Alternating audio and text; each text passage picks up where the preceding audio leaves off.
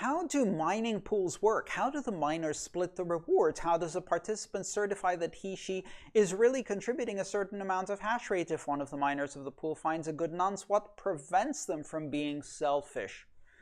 All good questions. Let me compress them and answer them in one way, which is, how do participants in a pool share rewards in such a way that reflects their actual effort without allowing them to cheat? That's basically what all of these things boil down to. And the way this is done is through proof of work, but proof of work with a lower difficulty.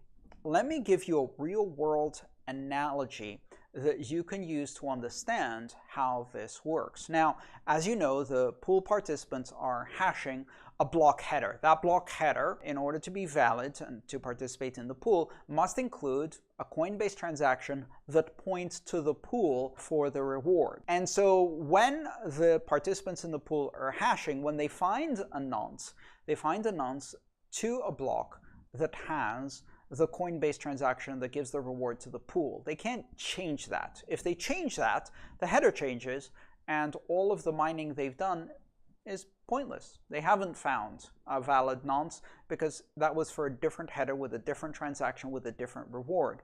But how do we know that they're mining that? And how do we know how much they're mining? Let me give you the real world example. Let's say that we're doing this with dice and you have 4 dice, right? And so 4 dice, each of which is just normal dice, 1 through 6, and you're casting dice. Now, the difficulty for the Bitcoin blockchain is such that you have to get less than, let's say, a 10. Anything less than a 10, and you have proof of work. That's the difficulty target for the Bitcoin blockchain.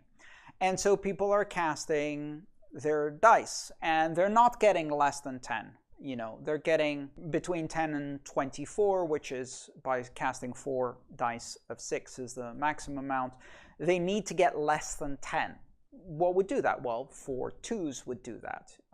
3 2s and a 3 would do that, etc. But they're not. They're casting. Now, what the pool operator does is gets them to cast the dice as they are, but says, we will accept any answer that is less than 15 as valid for pool rewards. Now, an answer less than 15 doesn't get you a correct proof of work for the Bitcoin blockchain, but it is enough to get pool rewards. So if you keep casting, if you get a 14, that qualifies you for a pool reward, but it doesn't qualify the whole pool for a valid block. But you can prove that you cast a 14 because you can show the nonce that gave you that difficulty rating. It's less than 15, so you collect a small share. Now, if you happen to cast a 9, then that qualifies for a pool reward because it's less than 15, and also it's a winning result, so you actually win for the entire pool.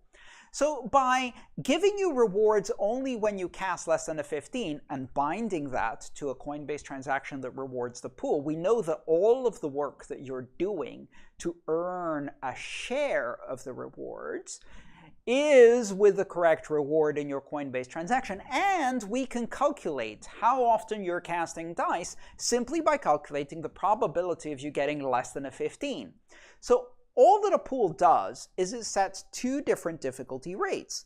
This is the difficulty rate you have to come below in order to participate in the reward, so get a share of the reward from the pool. And this one down here is where everybody wins, and if you get below that, you get both a share of the reward and the whole pool wins, and then that winning is distributed depending on how many shares of the reward people got by getting below the pool target. So this allows people to participate, and they can't cheat. They can't cheat because they have to show proof of work in order to participate in shares. Proof of work that is not sufficient to win the block reward for the blockchain, but is sufficient to win a share.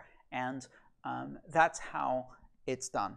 It's an interesting little trick, and once you understand it, it makes sense suddenly how mining pools can work. It's a pretty good system. Hi, thanks for watching the video.